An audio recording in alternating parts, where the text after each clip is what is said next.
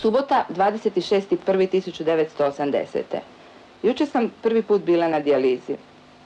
Bolest je kad tijelo počinješ osjećati kao teret, kad pažljivo počneš osluškivati srce, kad si umoran i kad te je strah. Ne preostaje mi ništa drugo nego da to prihvatim, da vjerujem da je moguće tako živjeti. Dogodilo se tako da nakon te transplantacije sam ja zapravo prvi put u životu imala vremena.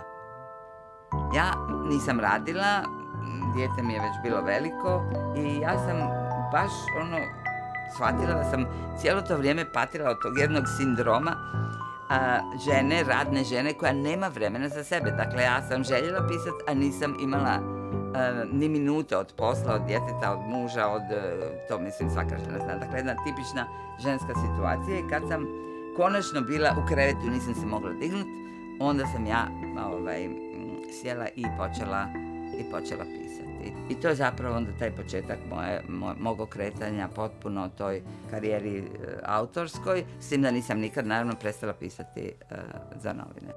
I uvijek mi se zapravo činilo i ranije kad sam razmišljala o bolesti da je potrebno da čovjek izgradi jedan stav prema toj bolesti, da se nekako postavi prema tome i da je najveća prepreka u borbi protiv bolesti psihološka. Dakle, upravo taj strah od smrti, depresija, paranoja.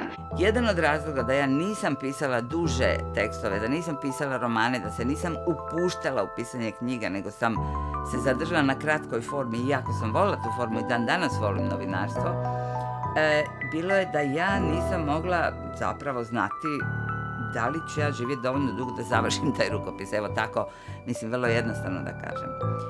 Cijelo sam vrijeme imala taj osjećaj, Bože, ja ću sad to početi, šta će onda biti. Sad sam stekla tu sigurnost psihološku da se mogu upustiti u jednu takvu avanturu koja zahtija vrijeme, jer pisanje je dugačak proces. Jedina šansa da ti ljudi dođu na aparat za dijalizu je ili da neko od onih koji se sada dijaliziraju umre. Naprimjer ja, jel? 32 godine od početka cijele te muke, ja moram reći da se osjećam bolje nego ikada i radim više nego ikada i život mi je kvalitetniji nego što je bio kad sam imala recimo 30 godina. Prema tome, ta jedna povezanost, ali istovremeno i snaga koju ti daje bolest ako je možeš tako doživjeti. Znate kako narod kaže, ono što te ne ubije te ojača.